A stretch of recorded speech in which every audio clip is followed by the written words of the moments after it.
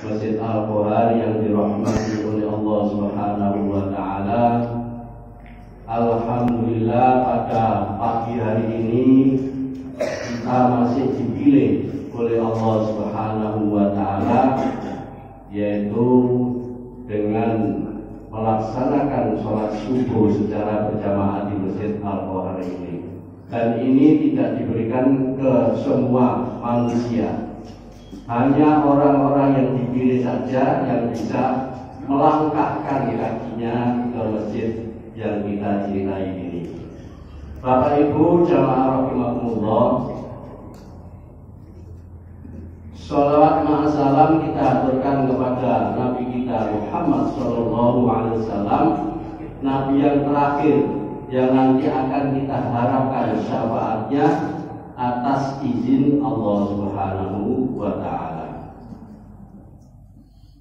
Bapak Ibu jamaah Masjid Al-Qur'an yang dirahmati Allah Subhanahu wa taala, pada pagi hari ini nanti kajian akan disampaikan oleh Bapak Ustadz Dr. Andes Haji Muhammad Lutfi dari Surabaya. Jadi setiap akad kedua beliau yang akan menyampaikan tausiah dengan tema Sirah Nabawi. Untuk itu kami sangat berterima kasih atas kehadiran Bapak Ibu jamaah yang dirahmati oleh Allah Subhanahu wa taala. Yang kedua, mohon maaf Ustaz, tadi saya akan menyampaikan ini pada jamaah yang kita pilih. Jadi jamaah yang kita pilih, kita akan menyampaikan untuk apresiasi kepada jamaah. Jadi pagi hari ini nanti kita akan memilih jamaah yang paling jauh dari tempat Al-Qur'an ini dan istiqomah untuk mendengarkan tausiah dan berjamaah di Masjid Al-Qur'an ini. Yaitu tidak tahu nanti saya pilih siapa yang terjauh dari Masjid Al-Qur'an ini. Monggo Pak yang paling jauh, monggo ngajung.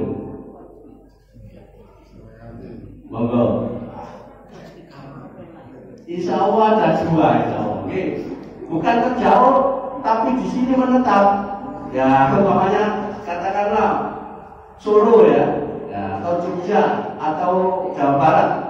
Tapi di sini bekerja, katakanlah hanya kos di Jualan, kan gak jauh sama Al-Qur'an. Yang jauh, yang asli jauh. Mana Pak?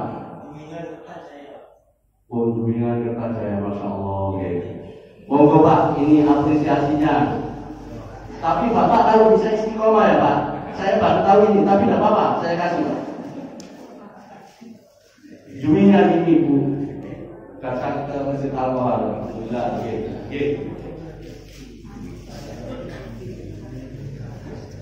Yang kedua, insya Allah nggak ada lagi. Soalnya kan menetap di sini. Ya. Gitu. Monggo, Abah Imam isi dahulu ini istiqomah. Monggo, Abah Imam. Yang kedua Pak Sampurna.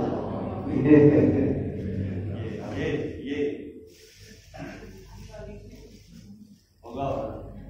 Pak Sampurna. Ini istiqomah, Bapak Ibu jamaah rahimahullah. Akad kedua, akad keempat beliau datang. Jadi saya ada absennya Pak Bu. Termasuk jamaah sholat subuh Masjid Al-Qur'an. Nanti jamaah sholat subuh yang istiqomah di Masjid Al-Qur'an nanti akan mendapat sayur Ustaz. Ya, kita siapkan sayur. Jadi ada sayur, nanti insya Allah ada lauknya. Tidak tahu dikasih lauk apa tadi sama ibu-ibu. Jadi nanti kita siapkan itu setelah kajian yang disampaikan oleh Bapak Dr. Andas Ustadz Lufi nanti akan dibagikan sayurnya sambil menikmati sarapan pagi. Demikian Bapak Ibu jamaah rahimakumullah yang masih belum dapat hadiah, mudah-mudahan nanti kasih istiqomah dan bisa mendapat ya hadiah. Itu sebagai apresiasi Masjid Al-Khohar kepada Bapak Ibu jamaah rahimakumullah. Terima kasih dari saya. Nasrul minallahi wa barakatuh wa basyiril mu'minin. Assalamualaikum warahmatullahi wabarakatuh.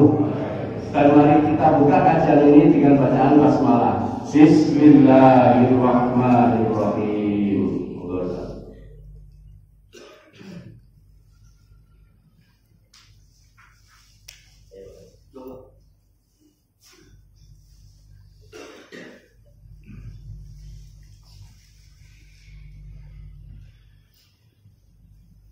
Assalamualaikum warahmatullahi wabarakatuh. Bismillah, alhamdulillah, ala nikmatillah, la khawla wa la quwwata illa billah. Ashhadu an la ilaha illallah wahdahu la syarika lah, wa ashhadu anna Muhammadan ibni Abdillah, la khawla wa la quwwata illa billah. Bapak Ibu jamaah rahimahumullah, seperti kesempatan yang lain, maka di awal kajian ini marilah kita haturkan sejenak rasa syukur kita kepada Allah Subhanahu wa ta'ala. Kita bersyukur kepada Allah karena Allah masih memberikan kita umur. Mudah-mudahan umur ini bisa kita manfaatkan untuk menambah bekal, sehingga akhirnya ketika kita menghadap kepada Allah, bekal kita sudah pantas untuk dihadapkan kepada Allah. Umur sudah 40 tahun lebih, sudah 50 tahun lebih, tapi bekalnya masih belum pantas untuk dihadapkan kepada Allah. Mudah-mudahan pada saat kita menghadap kepada Allah kelak, di penghujung umur kita benar-benar dalam keadaan iman yang paling baik. Mudah-mudahan kita berada pada tingkat ketaatan yang paling bagus. Saya kemarin sudah menyampaikan, jangan pernah menghukum orang dengan masa lalunya. Ketika kita berangkat dari rumah ke Al-Khohar ini, kita melihat beberapa orang mungkin di pinggir jalan, lalu kita mencoba untuk membanggakan diri kita. Wahai subuh si kelelehan, wahai subuh si turun nanggalan, macam-macam. Tidak perlu Bapak Ibu. Jangan mengundang saya pada pagi hari ini sebagai ustaz, sebutkan sama bapak-bapak. Belum tentu akhir hidup saya lebih bagus dari jenengan.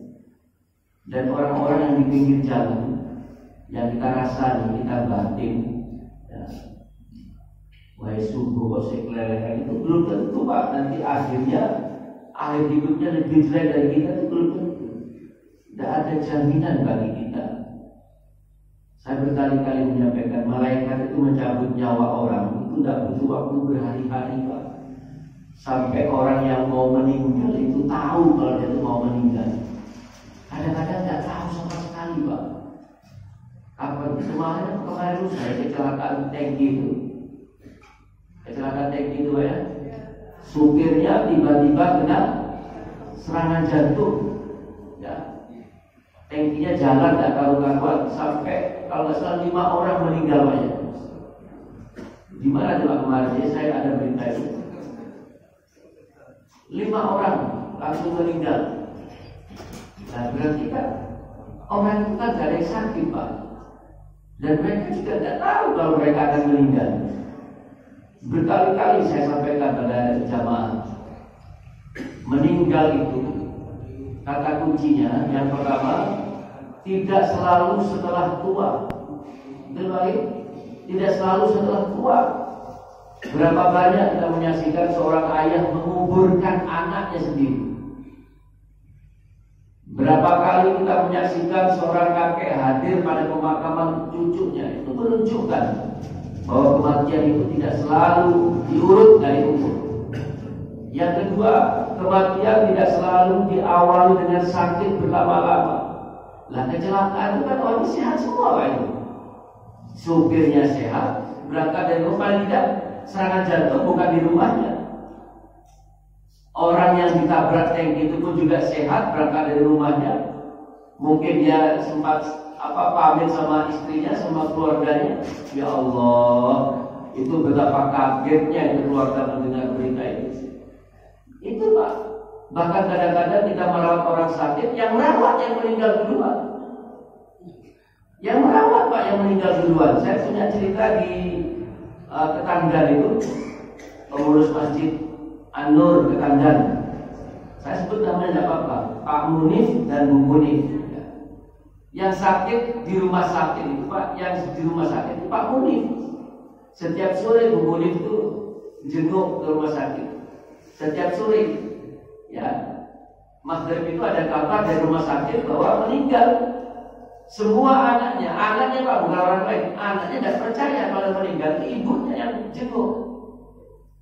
Bapaknya masih di rumah sakit. Walaupun setelah itu tidak lama bapaknya juga meninggal, sekian bulan bapaknya meninggal. Itu hadirin sekalian. Dan yang terakhir, meninggal itu Pak tidak selalu menunggu yang bersangkutan selesai bertaubat. Ketika kita ini sudah sholatnya bagus, 5 waktu di masjid, tilawahnya bagus, ngajinya bagus, sholat tahajudnya panjang, zikirnya bagus dan sebagainya, sudahlah, orang ini sudah hebat. Terus meninggal, itu seakan-akan janjian sama Allah Pak. Ada orang yang belum pernah menyentuh masjid, sholatnya pun belum apa-apa, dipanggil oleh Allah, ya sudah, mereka harus mempertanggungjawabkan semuanya. Umur yang diberikan oleh Allah, betapa cepatnya umur ini, betapa cepatnya. Coba Bapak Ibu lihat, diingat baik-baik. Diingat baik, saya akan pernah mengatakan, saya masuk SD itu tahun 70 berapa ya? Tahun 72 kalau nggak salah. Saya masuk SD tahun 72. Itu masih ada di telinga saya. Waktu saya pertama kali baris di depan itu ada guru saya namanya Pak Solahuddin. Lalu ada teman kakak saya itu bilang, ini kita adik Hosi. Kakak saya Hosi Pak. Itu terdengar suara di telinga saya Pak. Betapa cepatnya, padahal itu berapa tahun yang lalu hadirin sekalian. Gak usah lama-lama, gak usah terlalu jauh kita ingat. Pagi nanti kita bangun, ya, mau sholat duha kelewatan, sebentar lagi sudah tarhim, sudah mau duhur, ya, duhur berjalan, sebentar lagi sudah asar, terus begitu Pak. Ya lah, terus bagaimana? Terus turu mana? Menitani mana? Dan terasa terus berjalan. Ternyata anak kita yang baru kita masukkan TK itu sudah minta dinikahkan. Masya Allah. Baru sadar kita kalau mau jadi nenek, mau jadi kakek. Berapa lama? Itu cepat sekali hadirin sekalian. Kita bermain-main dengan waktu, bermain-main dengan waktu. Ternyata kita sudah lanjut umur, sudah menjelang usia senja dan sebagainya. Oleh sebab itu hadirin sekalian, saya mengajak, tidak hanya untuk jenengan Bapak Ibu, tapi untuk saya juga. Saya mengajak, ayo kita gunakan waktu sebaik-baiknya. Ma'asyiral muslimin rahimakumullah, izinkan saya pada pagi hari ini menyampaikan 2 cerita tentang bagaimana orang itu menjaga akhir hidupnya.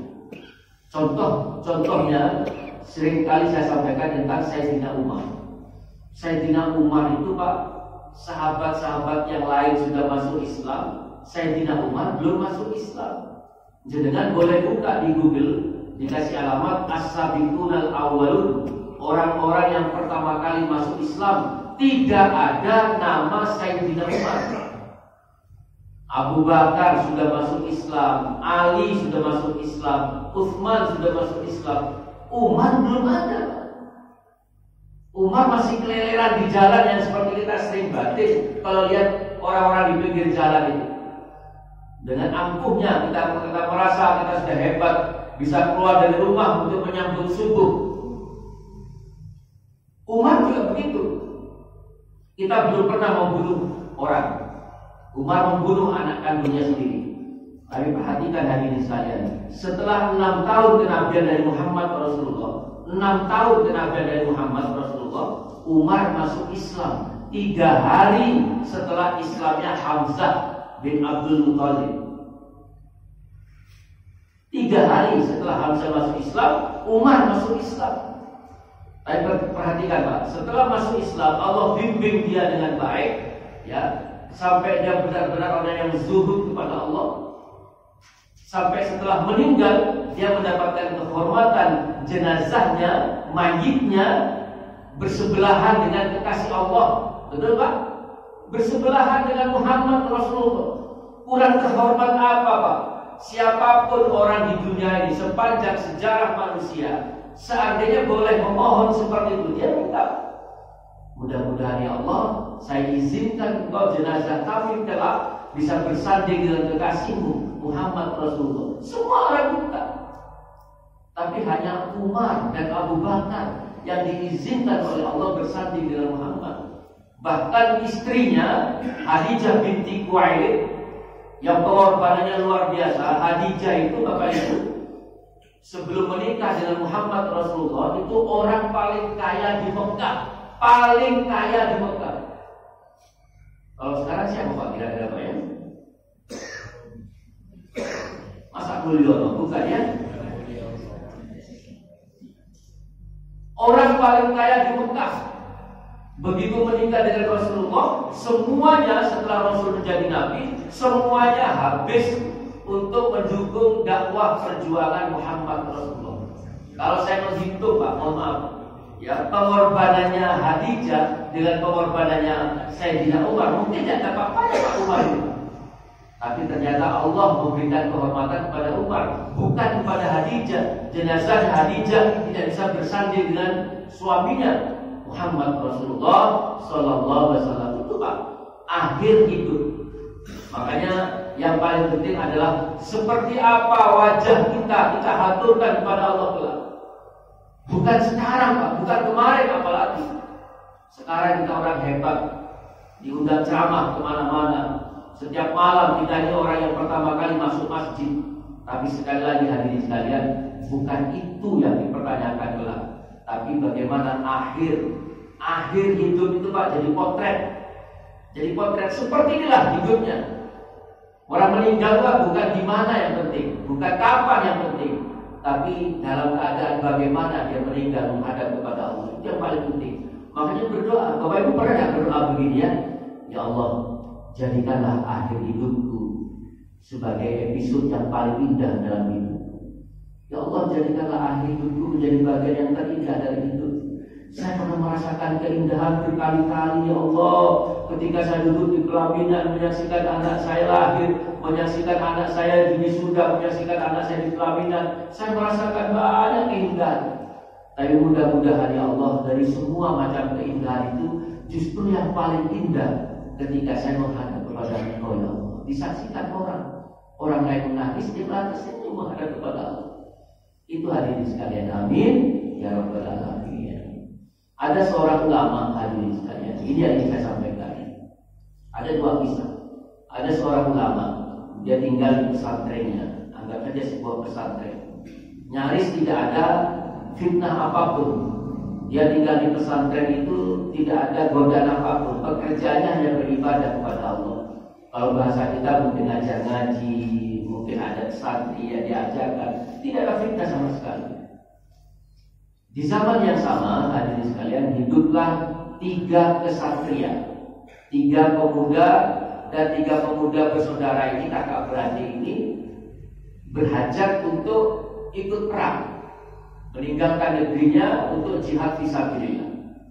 3 kesatria ini Pak, bingung mau pergi perang, bingung dengan adik perempuannya. Dia masih punya adik perempuan. Bagaimana ini adik kita ini? Kita mau pergi berperang, tapi adik kita ini bagaimana? Kepada siapa dititipkan? Ya, ketemu, akhirnya Pak, dia berpikir kepada ulama itu, titipkan saja ke pesantren itu. Ya, dia orang yang paling kita percaya. Datanglah 3 kesatria ini menemui sang ulama, memohon agar adiknya diterima untuk dititipkan di tempat itu. Spontan kaget Pak ulama ini. Jangan. Setan itu kalau goda orang, waduh, harus tidak kasar seperti kita Pak. Kita ini kalau merayu orang, ganggu orang kadang kasar sampai orang itu tahu kalau kita ini berniat jelek. Setan itu sama sekali tidak kelihatan kalau berniat jelek. Lah kalau kelihatan berniat jelek, nggak ada orang yang terjerumus sama setan. Hadirin sekalian, spontan ulama ini kaget. Jangan, aku tidak kepingin ada fitnah di pesantren itu. Lalu kata sang kesatria itu, ulama, saya ini pergi berjuang, pergi ke meninggalkan negeri bukan healing, semua healing Pak. Tahu apa healing itu? Misalnya healingan jagung misalnya sih. Saya ini mau pergi meninggalkan negeri bukan dalam rangka rekreasi atau mungkin tamasya, bukan. Saya dalam rangka jihad fisabilillah, membela agamaku dan juga agamamu. Akhirnya luluh Pak, hati ulama ini luluh. Tapi apa kata ulama itu? Ya wes, ini kalau bahasa kita, ya wes dari kena kamar pojok, pokoknya jajah-jajah di kamar pojok dulu. Ya, dibiarkan sama setan, ditaruh di tempat yang paling jauh. Hadirin sekalian, pergilah 3 kesatria Pak berjuang meninggalkan negerinya. Setan mulai, kalau level iman kita ini Pak setara dengan sarjana S1. Setan yang datang ini minimal itu sudah disuntesis Pak, minimal Pak. Ya. Kalau setan, kalau yang level iman kita ini seakan-akan seperti S2, setan yang ganggu itu Pak itu sudah mengajukan disertasi. S3, kalau kita ini merasa S3, ya merasa imannya bagus, seorang ustadz. Setan yang datang itu Pak, profesor guru besar sih buta itu setan yang datang, gurunya setan, setan yang pernah juga ikut training of trainer Pak ya. Itu sudah level seperti itu, tidak pernah merasa apa. Targetnya 1 Pak, kafir. Targetnya 1, kafir. Bukan dosa besar, bukan. Lebih dari itu, kafir. Dosa besar kalau bertobat kepada Allah, mungkin Allah maafkan Pak. Allah ampuni, tapi kalau udah kafir mau apa lagi? Hadirin sekalian, setiap hari sang ulama itu Pak mengantarkan makanan di depan pintu kamarnya sang perempuan itu Pak. Setiap hari diketok pintunya, tok. Dibuka sudah ada makanan, tidak ada orang tuh, tidak ada orang. Karena ulama itu langsung pergi. Setiap hari tok dibuka ada makanan. Ya yang perempuan itu tahu tadi kalau yang mengantarkan itu ulama. Tapi saking hati-hatinya sang ulama itu pergi Pak. Sebelum dibuka pintu dia sudah pergi. Setiap hari dibiarkan sama setan Pak. Dibiarkan. Setelah itu mulai Pak, ulama, kamu ini orang yang berilmu. 3 kesatria itu menitipkan adiknya di pesantrenmu bukan hanya sekedar untuk mendapatkan makan.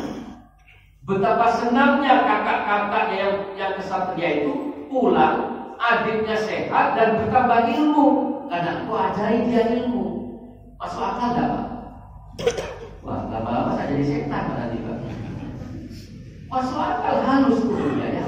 Kasihan, dia jadi orang awam nanti pada dia tinggal di pesantren. Kalau tinggal di tempat lain tidak ada masalah. Dia tinggal di pesantren, di komplek perguruan. Di komplek perguruan tempat orang menuntut ilmu tapi tidak dapat ilmu, jadi kan lucu Pak. Akhirnya hadirin sekalian, mulailah sang ulama itu tidak langsung pergi Bapak Ibu. Begitu diketok pintunya dibuka ada ulama itu di depan. Berniat dia untuk mengajarkan ilmu agama kepada perempuan. Masuklah dia ke kamar, ke rumah perempuan itu. Aroma wangi dihembuskan oleh setan. Setan itu pintar Pak. Sudah. Bapak Ibu maaf ya, saya sedikit cerita.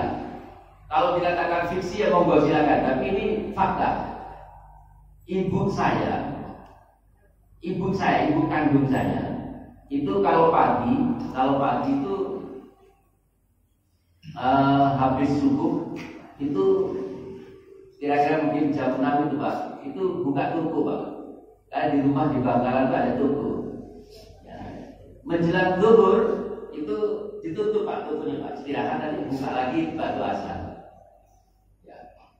Habis sholat subuh dilipat mukena seperti biasanya, digulung dengan sajadahnya, ditinggal.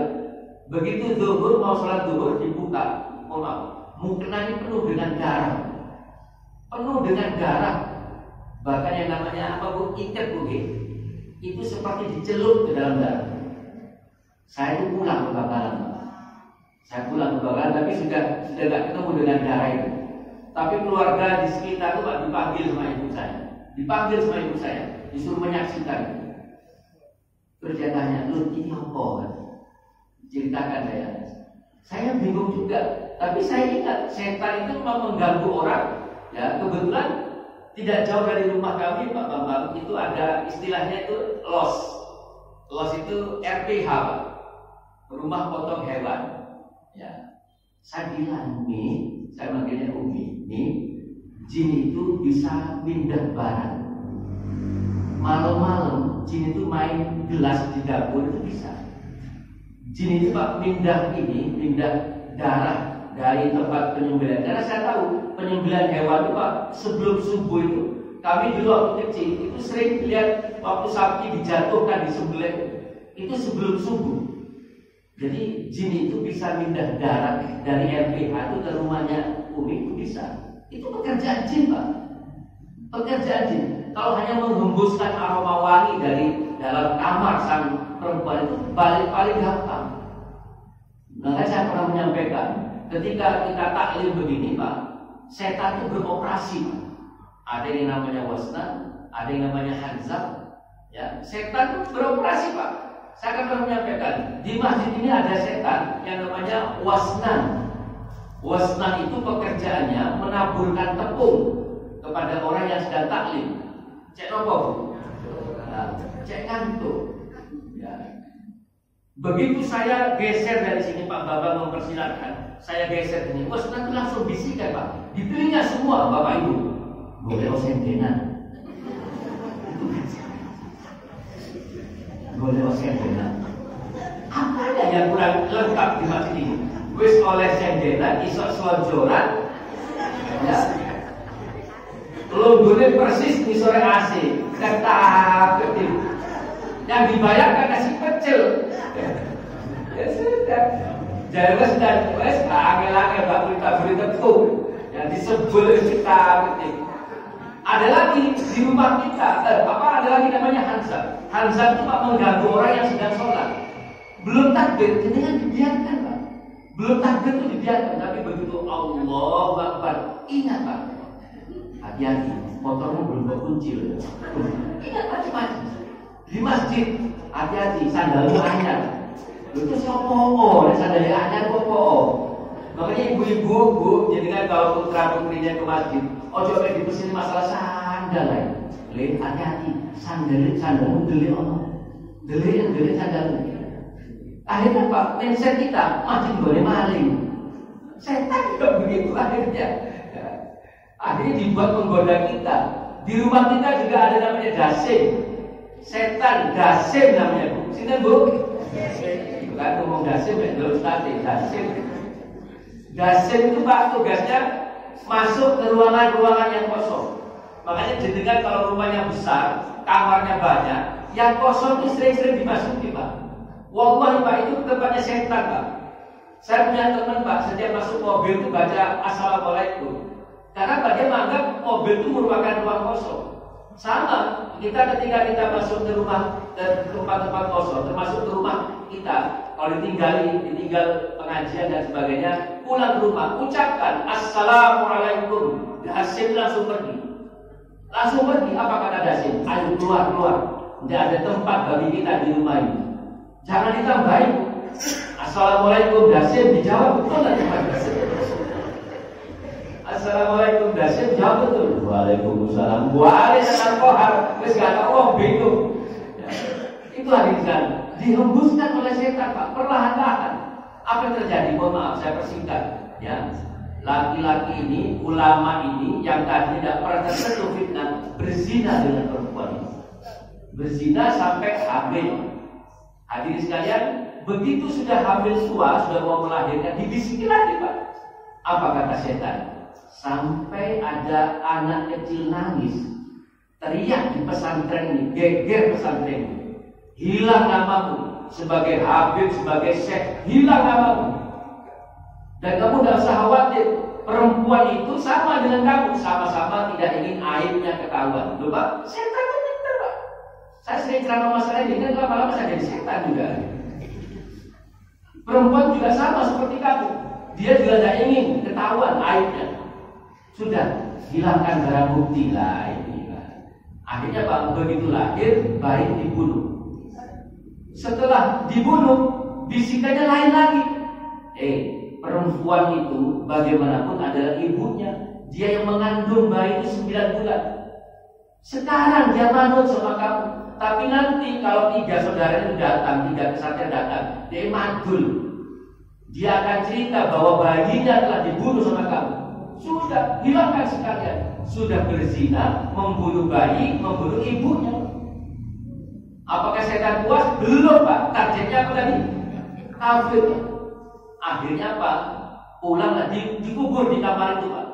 Dan pinternya setan, baju yang dipakai oleh perempuan itu Pak, ditarik sampai tersembul keluar baju itu. Kelihatan, nongol. Si ulama tidak tahu. Hadirin sekalian, begitu 3 kesatria datang langsung duduk pesantrennya. Ulama ini dia tanya bagaimana kabar adiknya. Wah, muncul lagi Pak. Dia ajari drama. Walaupun wajahnya bukan wajah bintang film, tapi dia ajari drama sama setan. Aduh, mohon maaf, adikmu meninggal karena penyakit, tapi kami telah memakamkan jenazahnya dengan tata cara Islam. Insya Allah adikmu husnul khotimah. Dia ajari Pak. Adik fasih ngomong husnul khotimah. Lu pintar, sama halus setan itu. Pulanglah ke kesatria ini.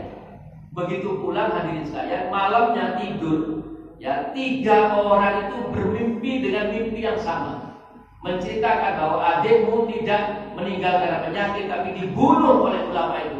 Makamnya ada di kamarnya. Itu hadirin sekalian. Hati-hati Bapak Ibu, mimpi itu lebih dari separuhnya adalah perbuatan setan. Saya pernah Pak cegat orang, habis ngaji ada remaja tanya, pemuda dan umur 30 lebih. Ustaz, saya tuh mimpi ketemu dengan Rasul. Loh, jangan kok tahu kalau itu Rasul? Loh, Ustaz, saya Rasul. Loh iya, kalau jenengan ketemu dengan saya, ya ada orang bilang saya Pak Lutfi. Jenengan bisa membenarkan, bisa menyalahkan, karena jenengan pernah ketemu dengan Pak Lutfi. Loh, jenengan nggak pernah ketemu Rasul. Ada orang ngaku Rasul, gimana bisa membenarkan? Betul Pak? Saya ini Pak Lutfi, ya, Pak Bambang itu semua orang saya ini Pak Lutfi. Enggak, Pak Lutfi tidak seperti kamu. Karena Pak Bambang pernah ketemu dengan saya. Nah, orang ini belum pernah ketemu Rasul, belum pernah wajahnya Rasul, belum tahu. Di mimpinya ada orang ngaku Rasul. Oh iya Ustaz, iya, itu setan Mas. Jangan dia nggak bangun-bangun dari tidurnya, untung ngaku Rasul. Nah, ngaku jupe apa nggak tambah-tambah baru kan? Hadirin sekalian, mimpi itu Pak bisa 3. Yang pertama, mimpi itu karena resonansi dari alam nyata. Jenengan kalau tiap hari kepingin beli sepeda listrik, anggap orang mau lewat, Allahumma sholli Muhammad. Anggap orang mau lewat, Allahumma sholli Muhammad. Ini resep Pak, resep. Saya cerita sedikit Pak, menyebarkan kemana-mana ini. Saya ini pernah ngantarkan Ustaz ceramah. Ustaz itu tadinya pakai mobil Opel Blazer. Terus ganti apa? Masalah yang apa? Pajero. Saya tanya Ustaz, kok bisa ganti Pajero sekarang? Pak Lutfi, ini resep Pak Lutfi. Saya Pak Lutfi saking kepinginnya dengan Pajero. Pokoknya ada orang nyalip Pajero, saya teriak, Allahumma sholli Muhammad. Ada nyalip lagi, Allahumma sholli Muhammad. Sampai akhirnya dapat Pajero Pak Lutfi. Saya di tol Pak, bawa mobil merah dulu Pak, sama istri saya sama anak saya. Cerita di tol itu, kok di lala ada Alphard nyalip Pak. Anak saya teriak, Allahumma sholli Muhammad. Saya bilang masih sholawat tak ini Alphard kegeden. Masih sholawat tak ini Alphard kegeden. Ini kita mimpi apa? Kepingin sepeda listrik Pak. Wallahi Pak, malamnya jangan mesti mimpi Pak. Itu apa? Resonansi dari kehidupan. Yang kedua, mimpi itu memang setan mengganggu kita agar kita tidak bangun-bangun. Dan yang ketiga hadirin sekalian, mimpi itu memang petunjuk dari Allah. Karena kita bermohon kepada Allah, ya Allah, berikan saya petunjuk yang jelas ya Allah. Bahkan kita menyebutnya melalui mimpimu ya Allah. Boleh silakan, tapi hati-hati ya, setan tetap bergerak di situ Pak. Sudah, mimpi bersama, besoknya bangun ini cerita kepada saudara-saudaranya, saya tadi malam mimpi begini loh ya, saya juga. Akhirnya datanglah ke ulama itu Pak. Ya, mimpi kalau adiknya bukan karena sakit, tapi karena dibunuh oleh ulama itu. Datang ke ulama itu sudah nyerah Pak ulama ini, angkat tangan sudah. Kenapa? Buktinya makamnya ditunjukkan. Maka diadukan ulama ini kepada sang penguasa dan dia siap-siap akan dihukum pancung. Ketika di bawah hukum pancung itu Pak, dia beristighfar pada Allah, mohon ampun pada Allah. Setan akan diam. Lah kok ngikut kata setan? Ya, sudah jauh perjalanan kamu ganggu, sekarang kamu mau istighfar, mau bertaubat. Bagaimana pekerjaanmu sia-sia? Akhirnya hadirin sekalian, dibisikkan sama setan, ulama, dosamu tuh banyak. Kamu tuh berzina, membunuh bayinya, membunuh ibunya, kamu berbohong dan karu-karuan. Kamu butuh waktu panjang untuk bertaubat kepada Allah. Kamu akan saya bebaskan dari tiang pancung. Dan kamu bisa menikmati sisa umurmu dengan bertaubat kepada Allah, dengan mengucapkan kalimat ingkar kepada Allah. Masuk akal Pak, dipikir oleh ulama ini. Saya kalau hanya istighfar di bawah tiang pancung, tidak mungkin lah. Kenapa? Dosa saya banyak. Maka diikutilah permintaan setan, bisikan setan Pak. Begitu kalimat murtad itu disebutkan, pedang al-wujud itu menebas lehernya Pak. Itu hadirin sekalian. Ulama yang kemana-mana ceramah, di pesantrennya dia orang dikenal tanpa ada fitnah sedikit pun, meninggal dalam keadaan su'ul khotimah. Itu Pak. Ada lagi saya sebutkan kisah tentang Ar-Rajal bin Ulfuat. Sahabat Rasul ini hafal Quran, orang hebat. Suatu saat Rasul itu duduk dalam satu majelis.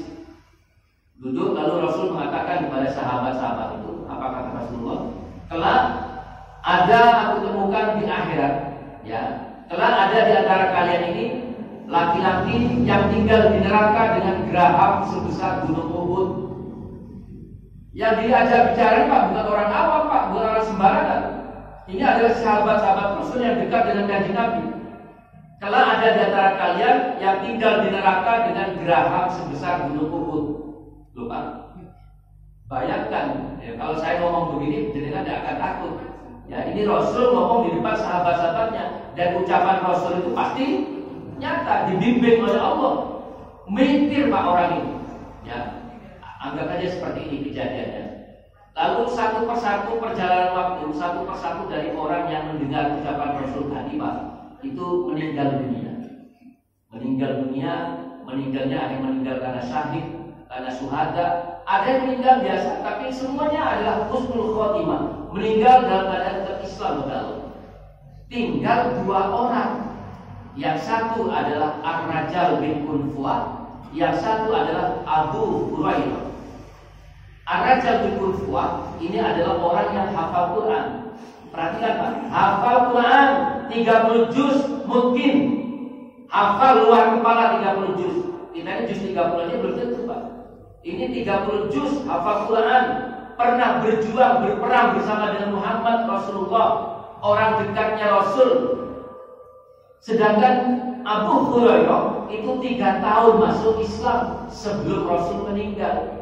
Abu Hurairah itu Pak adalah hasil doa dari Muhammad Rasulullah ketika beliau meninggalkan Taif. Ya, di tahun ke-10 kenabian dari Muhammad, Rasulullah itu ditinggal oleh Abu Thalib, ditinggal oleh Khadijah. Lalu Rasul diusir dari Mekah. Rasul mencoba berdakwah ke Taif. Taif itu kurang lebihnya 70 mil dari kota Mekah, hampir 100 kilo Pak. Orang kalau haji mesti diajak ziarah ke Taif, mesti wisata ke Taif. Karena Pak, Taif itu kotanya dingin Pak. Saya kemarin itu musim panas, bulan Juni itu kan musim panas. Itu di Taif masih 19 derajat. Katanya orang di sana kalau musim dingin seperti Desember, Januari, Februari, Taif itu Pak bisa 3 derajat. Jenengan kalau ke Mekah ketemu dengan buah pir, pisang, itu mesti dari Taif Pak. Di Taif itu memang suasananya beda. Kota terindah setelah Mekah dan Madinah. Di Taif 10 hari Rasul tidak mendapatkan satu pengikut. Bayangkan 10 hari Rasul berdakwah di Taif tidak mendapatkan satu pun pengikut. Rasul hanya ditemani oleh anak angkat yang bernama Zaid bin Harithah. Rasul dilempari sampai berdarah-darah. Keluar dari kota Taif, Rasul singgah di sebuah perkampungan. Datanglah malaikat Jibril bersama dengan 2 malaikat penjaga bukit. Malaikat Jibril bersama dengan 2 malaikat penjaga bukit. Apa kata malaikat Jibril? Ya Rasulullah, 2 malaikat yang aku ajak ini adalah penjaga bukit. Engkau perintahkan ya Rasul, maka bukit itu akan dibalik, akan ditimpakan kepada orang Taif. Habis Taif itu. Rasul Pak sedang berdarah-darah, ya dianiaya, disakiti oleh orang Taif, terus datang malaikat Jibril menawarkan seperti itu Pak. Kalau jenengan gimana Pak? Ya, jangan lama-lama, kenapa nunggu aku berdarah-darah begini? Sudah sikat aja, habis itu semua. Rasul tidak. Rasul mengatakan mereka belum percaya sama aku. Aku bermohon pada Allah mudah-mudahan kelak ada laki-laki maupun perempuan itu yang masuk Islam. 3 tahun sebelum Rasul wafat, soalnya 3 tahun sebelum Rasul wafat, masuklah Islam Abu Hurairah.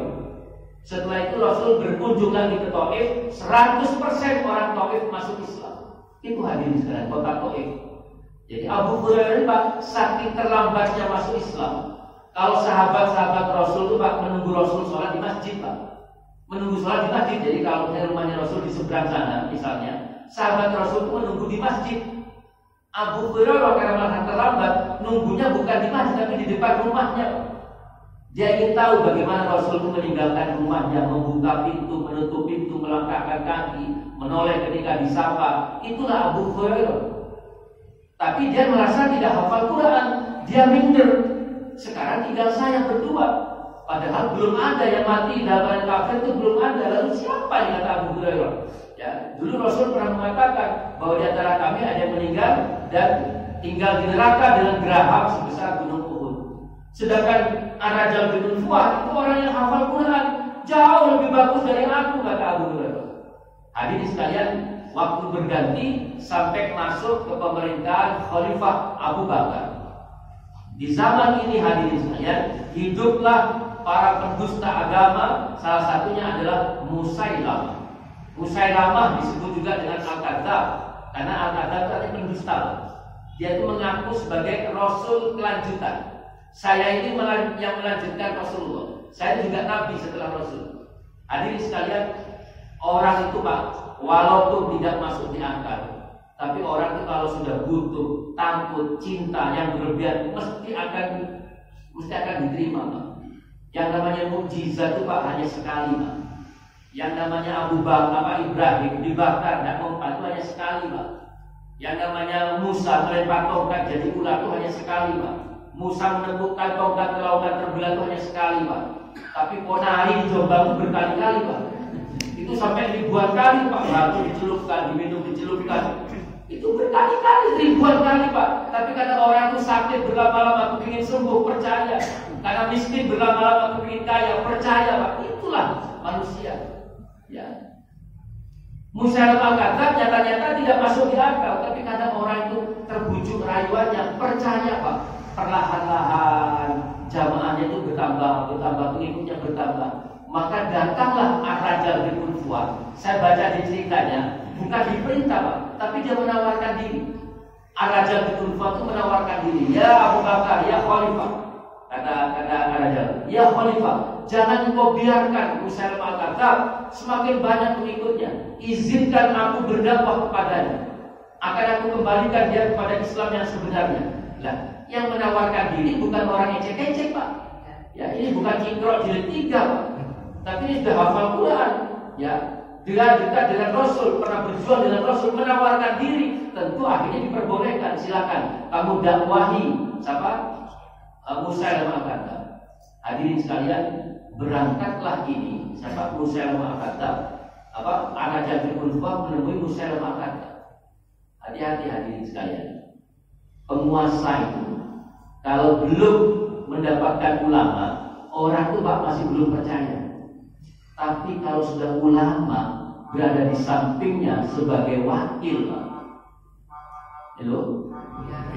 Halo, ulama. Ini ketua MUI Mesir, Pak. Ya, ketua MUI mana ini? Mesir apa Palestina apa mana ini? Ya, kalau sudah ada ulama di samping penguasa, orang akan percaya. Loh kok kita katanya? Itu loh Kiai Haji, itu ketua MUI, itu ulama terkenal, percaya kok. Loh kok malah kita orang awam gak percaya? Itu loh Ar-Raja bin Urwah, dia tuh hafal Quran, sahabat dekatnya Rasul, pernah berjuang bersama Rasul, percaya dengan Musailamah Kadzdzab. Yang saya dengar Pak, Musailamah Kadzdzab Pak menawarkan harta yang luar biasa kepada Ar-Raja bin Urwah, asalkan kamu mau bertemu dengan umatmu, berfatwa bahwa aku adalah Rasul, aku adalah Nabi setelah Muhammad Rasul. Orang yang lama miskin, ya yang tadi tidak punya apa-apa, ya setiap melihat rumah besar dia kepingin, setiap mobil lewat bagus dia kepingin, dirayu dengan itu. Waduh, luar biasa Pak. Akhirnya Pak, ikutlah. Bukan kok Musailamah Kadzdzab menjadi Islam, bukan kembali pada Islam, justru mana Ar-Raja bin Urwah yang akhirnya katut kepada Musailamah Kadzdzab. Begitu ulama sudah berada pada penguasa, orang semakin berbondong-bondong percaya. Ayo meloklah pokok kesuwen, itu ulama sudah percaya dengan mereka. Apalagi kita ini. Akhirnya Pak, semakin banyaklah pengikut dari Musailamah Kadzdzab. Akhirnya Pak, Khalifah Abu Bakar memutuskan untuk memerangi kelompok itu. Hadirin sekalian, Ar-Raja bin Urwah tadi berfatwa menyampaikan bahwa Musailamah Kadzdzab adalah Nabi setelah Muhammad Rasulullah. Bagaimana Pak dengan syahadatnya? Bagaimana dengan sahabatnya? Batal, gugur. Karena syahadat itu satu paket. Asyhadu an la ilaha illallah wa asyhadu anna Muhammad Rasulullah. Gugur Pak. Karena Pak, dia sudah mengakui orang lain yang sebagai Rasul Allah. Begitu diperangi akhirnya meninggal. Musailamah Kadzdzab itu meninggal di tangan Ar-Raja bin Urwah itu meninggal di tangan Zaid bin Khattab, kakaknya Umar bin Khattab. Sedangkan ini Pak, Musailamah Kadzdzab itu meninggal di tangan orang yang bertaubat kepada Allah. Siapa kira-kira? Siapa Pak orang yang membunuh pamannya Rasul? Hamzah. Siapa namanya? Washi. Washi ini seorang budak. Ini kisahnya malah terbalik Pak. Washi ini seorang budak kulit hitam dari Habasah, dari Ethiopia. Ya, dia memang punya sedikit masa lalu dengan Hamzah. Karena saudaranya dibunuh, orang tuanya kalau nggak salah dibunuh oleh Hamzah. Tapi dia tidak punya ambisi untuk membunuh Hamzah. Sedangkan Hindun juga punya kebutuhan yang sama. Hindun ini saudaranya, suaminya, keluarganya banyak dibunuh Hamzah waktu di perang Badar. Ya, 2 tahun setelah hijrahnya Rasul. Maka ketika perang Uhud, Hindun menyewa Hamzah, menyewa Washi ini untuk membunuh Hamzah. Tidak ada orang yang mengira karena Washi tidak pernah bergabung dengan kelompoknya kafir Quraisy. Dengan tombaknya, ya Hamzah itu Pak dibunuh oleh Washi, dan tidak hanya itu hadirin sekalian, dadanya itu dibelah oleh Washi karena akadnya itu Hindun itu menerima hatinya Washi Hamzah. Bunuh Hamzah, lalu hatinya, maksudnya jantungnya berikan ke akan aku bebaskan kamu dari perbudakan, kamu hidup sebagai orang bebas. Dibelah sama Hamzah, sama Washi, ya jantungnya sama Hamzah itu diberikan kepada Hindun. Itu hadirin sekalian. Rasulullah melihat jasadnya Hamzah itu nangis Pak. Sedemikian keadabnya orang-orang Quraisy ini. Sedemikian keadabnya. Walaupun perang tetap ada adab. Walaupun perang tidak boleh membunuh anak kecil, tidak boleh membunuh hewan ternak, tidak boleh menebahi pohon-pohon. Itu ada adab. Nah, Rasul menangis. Sudah hadirin sekalian, setelah Fathul Mekah, penaklukan kota Mekah, Rasul datang dari Madinah dengan ratusan ribu kaum muslimin. Maka Hamzah Washi Pak lari Pak sampai ke pinggir laut. Sekali takut. Dia mendengar Rasul datang ke Mekah dengan ratusan ribu pasukan itu, maka Washi itu lari. istrinya menemui Rasulullah di Fathul Mekah, menemui Rasulullah. Ya, kenapa dia tanya, kenapa suami lari? Aku takut, aku malu dengan Muhammad. Karena sahabat-sahabatnya Wasi termasuk Islam. Lalu apa kata istrinya? Ya Rasulullah, apakah masih ada ampunan dari Allah bagi orang yang berdosa, yang punya dosa besar? Kalau dia bertaubat kepada Allah, Allah akan ampuni. Termasuk membunuh orang, ya Rasulullah. Ya, Allah akan ampuni. Maka pulanglah istrinya Wasi, Pak, kembali menemui Wasi. Kalau bahasa kita, ojo delik, jadi Rasul sampai itu diampuni. Terus Wasi itu tanya, apa Muhammad tahu kalau kamu istriku? Enggak, itu lain ceritanya. Ya, sampaikan, saya ini membunuh pamannya. Kalau hanya membunuh orang lain kan diampuni. Akhirnya kembali lagi, Pak. Ya Rasulullah, apakah akan diampuni orang yang membunuh orang lain? Diampuni, kata Rasulullah. Tapi suamiku adalah Wasi, ya Rasul. Aku adalah istrinya Wasi yang membunuh pamanmu. Terus Rasul itu, Pak, seperti terpukulan. Sampai akhirnya Pak Wasi itu bersyahadat di hadapan Rasulullah. Kata Rasulullah, aku maafkan kamu. Aku maafkan kamu, tapi aku minta setelah ini jangan lagi kamu menampakkan wajahmu di depanku. Karena setiap aku melihat kamu, aku akan ingat pada jasadnya Hamzah bin Abdul Muthalib. Setiap aku melihat kamu, akan aku ingat jasadnya. Betapa jeleknya, betapa nistanya, dibelah dadanya, lalu diambil jantungnya. Aku ingat, oleh sebab itu kamu jangan lagi menampakkan. Hadirin sekalian, itu orang yang membunuh Musailamah al-Kadzdzab. Musailamah al-Kadzdzab masuk neraka. Sedangkan juga Ar-Raja bin Ulfu yang tadinya ulama, penghafal Quran, itu pun juga mati dengan kafir, su'ul khotimah. Masyiral muslimin rahimahumullah, ini Pak. Jadi yang paling penting bagi kita bukan awalnya kita ini siapa, bahkan bukan sekarang kita siapa, tapi kelak ketika kita menghadap kepada Allah, siapa kita itu? Apakah kita benar-benar orang yang ada dalam barisan orang yang beriman kepada Allah, orang yang menjaga hati, menjaga iman, menjaga apapun? Itu yang paling penting, hadirin sekalian. Oleh sebab itu, dari cerita yang singkat ini, saya kalau jenengan tanya, terus bagaimana Pak nasihat Ustaz? Saya satu saja, rajin-rajinan ke masjid. Itu saja, rajin-rajinan ke masjid. Upayakan 5 waktu kita kerjakan di masjid. Saya paham yang bekerja di kantor itu mungkin susah melakukan zuhur, asar, tempat ini. Tapi di kantor kan juga ada masjid, di jalan juga ada masjid. Upayakan Pak, subuh, maghrib, isya kita berjamaah, makmurkan masjid. Di masjid ini Pak tempatnya baik. Yang pertama, yang kedua, kalau ada kegiatan juga baik. Kalau ada orang yang berkumpul juga orang baik. Di masjid kita akan mendapatkan nasihat, dan nasihat iman kita akan semakin bagus.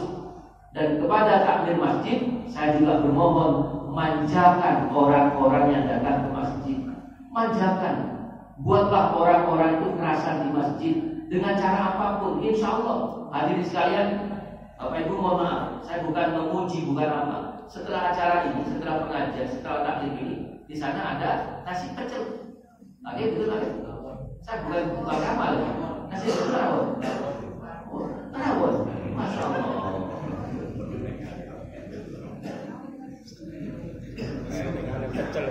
Terawon sama pecel, Bapak. Masya Allah. Bapak Ibu mohon maaf, jangan tersinggung. Ada yang datang ke masjid ini, ya, hanya sholat dan tidak apapun ada kontribusi. Tapi Bapak Ibu coba bayangkan sebentar. Jam berapa beliau-beliau yang nyiapkan nasi pecel itu menyiapkan jauh sebelum jenengan sholat. Saya tadi malam turun dari Trawas itu jam 10:30, karena ada TUT ideologi Muhammadiyah di Trawas. Saya pulang dari Trawas jam 10:30, nyampe rumah jam 12:30.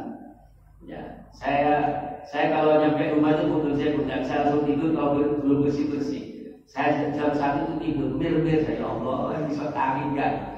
Saya bermohon pada Allah, ya Allah, bangunkan aku sesuai dengan niat ibadah, ya Allah. Istri saya di Bojonegoro, Pak. Jadi alarm saya bunyikan semua, Pak. Alarm yang di HP, alarm yang di Bojonegoro. Ya, saya bunyikan. Alhamdulillah, Pak. Saya jam 3 ditelepon sama istri saya. Ditelepon sama istri saya. Jadi saya tadi malam itu bangun jam 3. itu sudah ya seperti tidurnya jam 1. Tapi itu pun juga karena kemurahan Allah. Karena kemurahan Allah Bapak Ibu. Jam berapa orang yang mungkin boleh jadi mulai kemarin bersiap-siap Pak ya? Mulai kemarin jenengan bangun tahajud enak, sholat khusyuk, ada yang nyiapkan pecel, ada yang nyiapkan rawon sudah keluarnya nggak ketinggalan. Ada yang nyiapkan rawon, jenengan bangun langsung sholat tahajud, khusyuk 11 rakaat tunai semuanya. Itu hadirin sekalian. Makanya bermohonlah kepada Allah, mudah-mudahan semuanya dinilai oleh Allah, bersih dari niat apapun kecuali untuk mendapatkan ridho dari Allah. Saya terima kasih dan kami semua itu berdoa mudah-mudahan yang kerepotan, yang menyiapkan bumbunya, yang menyiapkan apapun semuanya, mudah-mudahan diganti oleh Allah dengan kebaikan. Karena apa? Dengan itu, mohon maaf, masjid semakin makmur Pak. Saya sekarang Pak Ahad ketiga itu rutin haji di Al-Ikhlas Sedati. Al-Ikhlas Sedati di Perhutani, perumahan Merpati Pak, Sedati Pak. Kalau subuh pakai kunut Pak. Itu saya panas-panasi, saya ceritakan Al-Quran juga Pak. Saya panas-panasi. Kemarin tuh hampir 200 orang. Menunya pecel juga. Ya. Sudah 2 kali saya tanya kepada takdirnya, mulai kapan ini Mas Oleh? Sudah 2 kali Ustaz. Dan luar biasa, orang berbondong-bondong. Dan yang menarik Pak, infaknya tidak semakin sedikit Pak, uangnya tidak semakin habis. Masyarakat itu melihat bahwa uangnya dipakai untuk menghadirkan orang. Banyak orang dari luar rumah itu datang. Ya, kita tidak perlu membahas niat orang. Wah kita kok mergo pecel, jangan. Itu bukan urusan kita. Tugas kita adalah memakmurkan masjid. Saya berkali-kali mengatakan, masjid yang paling baik itu adalah masjid yang bisa menghadirkan orang sebanyak-banyaknya dan bisa memberikan manfaat yang seluas-luasnya. Apapun niat mereka, kita tidak perlu membahas niatnya orang. Jangan pernah mengusir anak kecil dari masjid. Mendampingi, mengingatkan, menasihati itu beda dengan mengusir. Diusir, dimarahi karena ramai. Pelayon, hari ini pelayonnya pantas Pak. Nenek jenengan umur 60 tahun pelayon. Arek cilik umur 20 tahun pelayon pantas diingatkan Pak. Jangan dimarahi, jangan apalagi diusir. Bener-bener ini arek itu gede Pak. Umur 20, umur selingkuh, diceluman ini, aleli, rame orang. Mau, biar aku nggak usir. Saya ini spek-spek masjid itu. Betul Pak? Kalau sudah ada tangisan, ketawa, guyonan anak kecil di masjid, hati-hati, masjid itu akan kehilangan, akan putus generasinya. Kita tidak mungkin Pak ngurus masjid itu selama-lamanya, betul? Siapkan generasi kita, biar masjid itu semakin bagus. Saya berkali-kali mengatakan, hadirkan anak muda. Anak muda itu luar biasa. Ya. Masjid Kapal Munzalan di Pontianak itu masjid kecil Pak, hanya berukuran 7 kali 11 meter, berada di tengah-tengah perumahan non-muslim. Infaknya setiap bulan itu hampir 8 sampai 15 miliar. 8 sampai 15 miliar. Bapak Ibu kalau ada kesempatan ke daerah mana ya? Pacar Kulit ke mana dia? Ada namanya Masjid Pemuda. Saya saking kepinginnya subuh di sana Pak. Masjid Pemuda itu Pak menurut saya Pak, untuk dikatakan musola saja itu masih belum layak.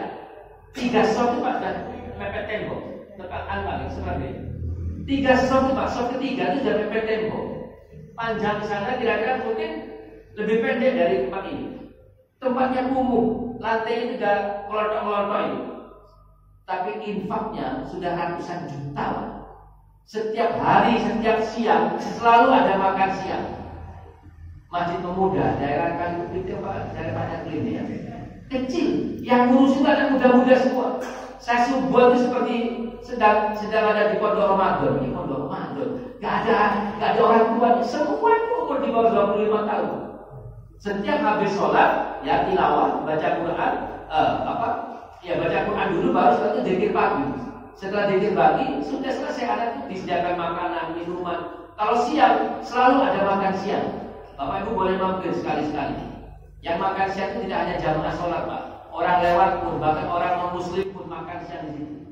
Itulah cara orang menghadirkan orang ke masjid dengan banyak tarikan dan banyak macam-macam. Doorpress tadi Pak. Ini kalau ini baru 3. Ini kalau Pak Bapak nyediakan sampai 50 doorpress, Loh betul Pak, masa nonton sepak bola pakai door prize, sholatnya pakai door prize, boleh kan Pak? Silakan dermawan siapapun, Pak Bambang saya titip ini